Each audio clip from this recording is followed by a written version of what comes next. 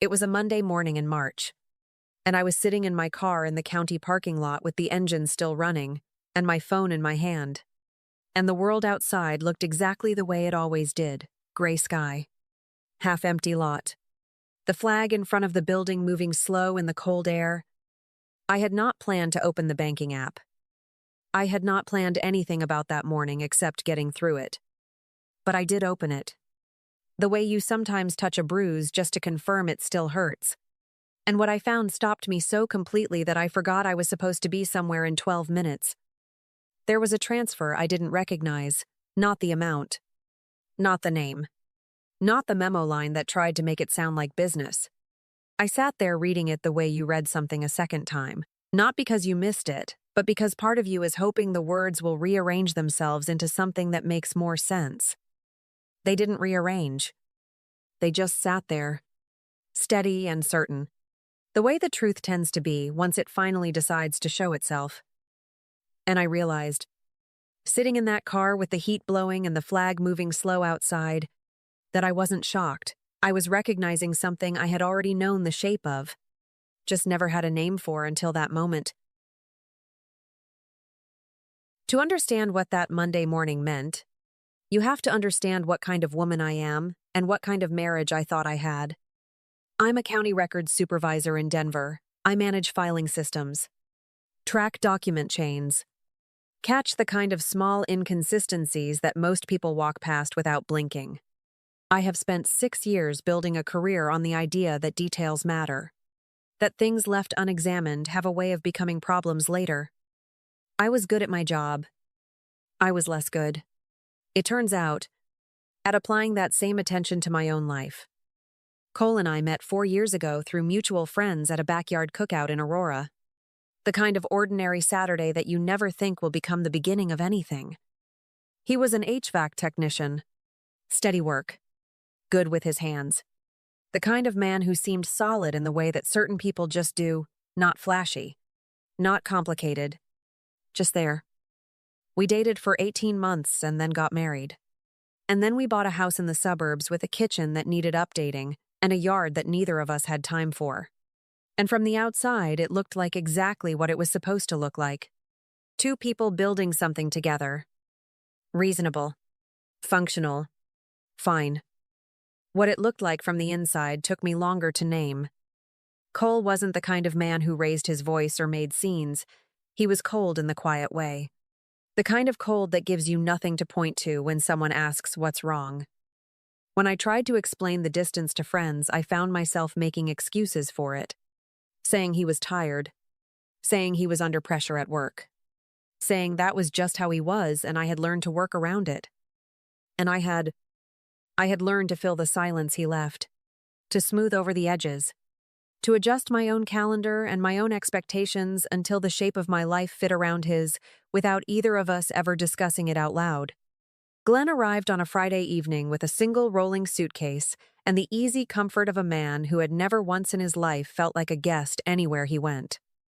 He was Cole's father, 63 years old, retired after 30 years as a federal mail carrier out of Albuquerque. And he walked into our house the way you walk into a place you already know the layout of, straight to the couch, remote in hand. Feet up, before I had even offered him anything to drink. Cole lit up in a way I hadn't seen in months. And I told myself that was a good thing. That maybe having family around would loosen something between us that had been stiff for too long. By the second day, I understood that Glenn's visit was not going to work the way I had hoped. I was waking up early to make coffee for 2 people before leaving for work, coming home to a kitchen that had been used and not touched since, and cooking dinner for 3, while the 2 of them sat in the living room talking about people and places I had no connection to. Cole never once got up to help. Glenn never once offered. And I kept moving through that kitchen, like if I just kept the rhythm going, kept everything running smoothly. No one would have to feel the tension I was already carrying in my shoulders by Tuesday. The moment that changed something in me happened on a Thursday night, quietly, without any drama attached to it. I had said, gently and without accusation, that I was feeling stretched thin with the change in routine. that I just needed Cole to pick up a little more around the house while his dad was visiting. Glenn turned from the television and looked at me with the patient expression of someone correcting a small misunderstanding. And what he said was, "A good woman knows how to keep the peace. That's just family." Cole said nothing. He looked at his plate and said nothing. And that silence told me more than any argument could have. It wasn't the words that got me. I had heard versions of that sentence before, wrapped in different packaging, delivered by different people who all meant the same thing underneath it. What got me was Cole's face in the moment after not uncomfortable, not embarrassed, just still. The way a person looks when they hear something they privately agree with and have simply learned not to say out loud themselves. After Glenn left, the house went back to what Cole would have called normal. Quiet evenings, separate routines, the kind of surface-level peace that holds together as long as nobody pushes on it. But something had shifted in me during that week. Something small and precise. And I found myself paying attention in a way I hadn't let myself before. Not looking for trouble, just no longer looking away from it. The first thing I noticed was the phone. Cole had always been a private person, and I had always respected that because I told myself respect looked like not asking questions. But there is a difference between privacy and vigilance. And what I started seeing was vigilance, the screen going face down the moment I walked into the room. The way he angled his body slightly away when a message came in. The speed with which certain conversations got cleared before the phone ever left his hand. I noticed. And I said nothing, because I was still in the part of the story where I was trying to be reasonable. Then one evening he mentioned Reese while we were talking about updating the bathroom. He brought the name up casually, the way you mention someone you've been thinking about but haven't decided to introduce yet, saying that Reese had some good ideas about layout and that maybe we should get a second opinion before committing to anything. I asked who that was. He said an old friend. Runs a yoga studio somewhere near Capitol Hill. No big deal. His voice was even, and his explanation was complete, and his eyes moved just slightly to the left for half a second before coming back to me. I had interviewed enough people in my professional life to know that half second. You cannot rehearse your way out of it. I didn't confront him. I want to be honest about that. I didn't say anything that night, or the night after, or the week after that. Instead, I did the thing I know how to do better than almost anything else. I started paying attention to the paper trail. Quietly and without announcement.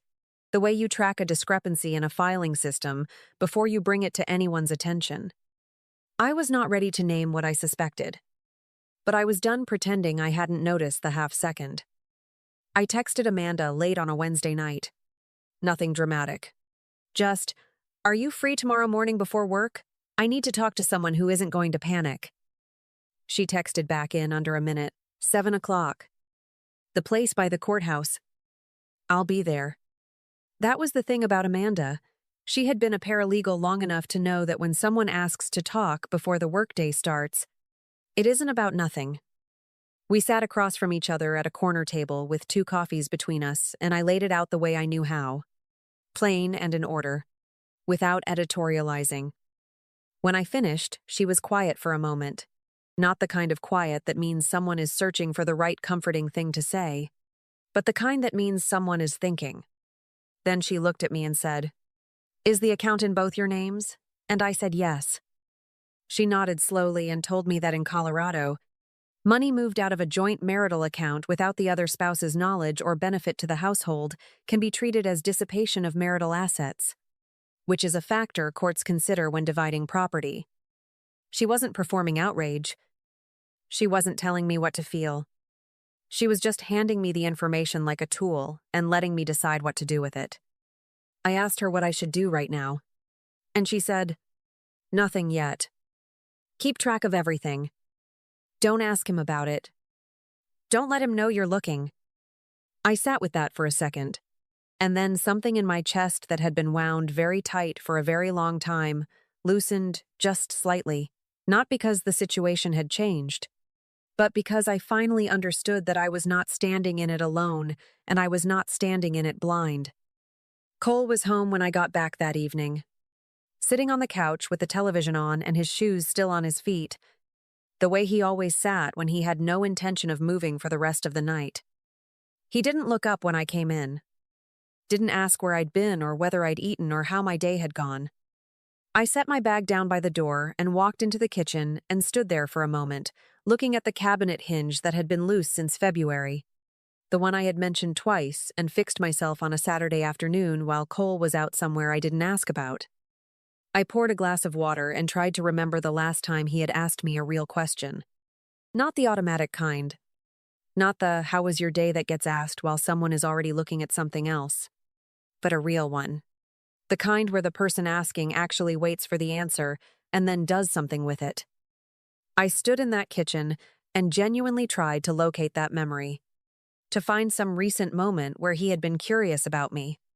And what I found instead was a long, unbroken quiet where that kind of attention used to be.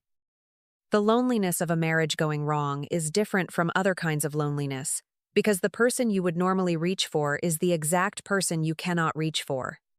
And so you just stand in your kitchen holding a glass of water, looking at a loose hint laband, understanding something about your life that you are not quite ready to say out loud yet. It was a Thursday night, and Cole was out on a job that was running late, which was something that happened often enough that I had stopped tracking it the way I used to. I sat down at the kitchen table with my laptop and pulled up the bank statements the way Amanda had told me to, not looking for anything specific. Just looking.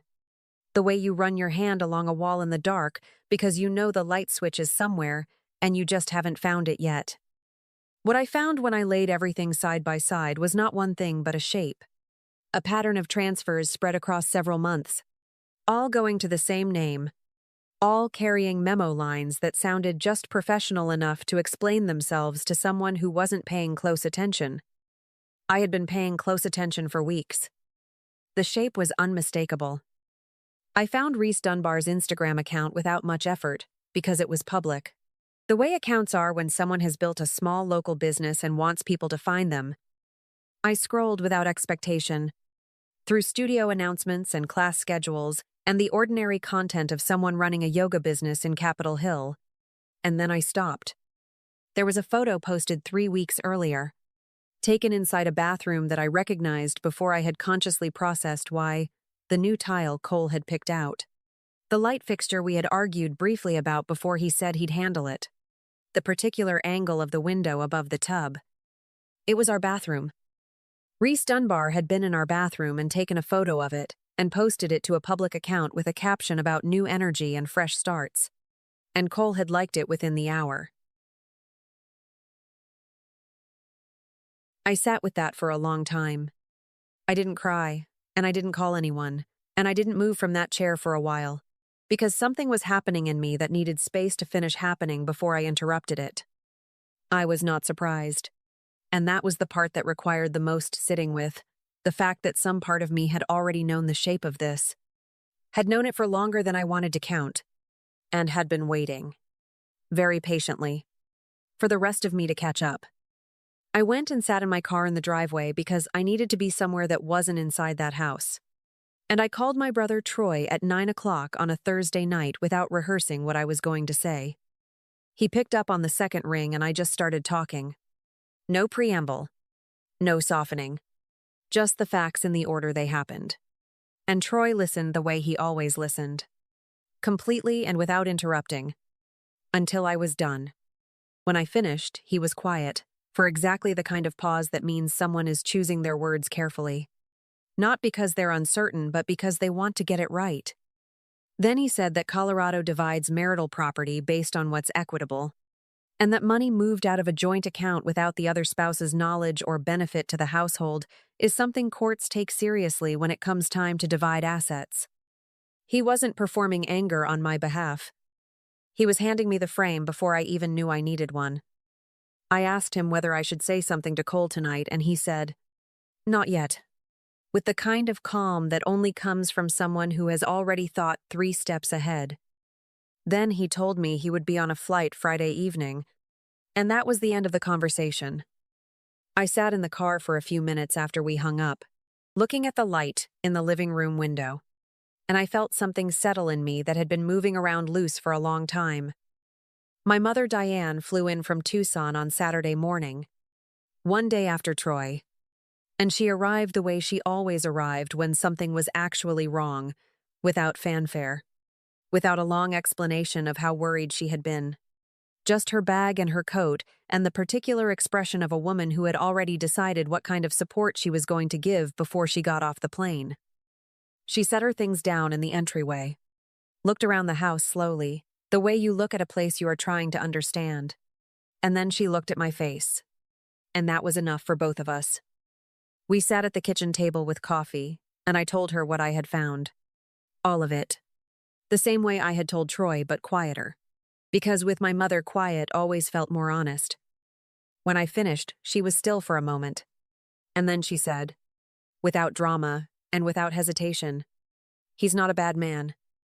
Jessica, but he was never the right one for you." I didn't argue with her. I didn't explain or qualify or reach for a more complicated version of the truth. I just nodded.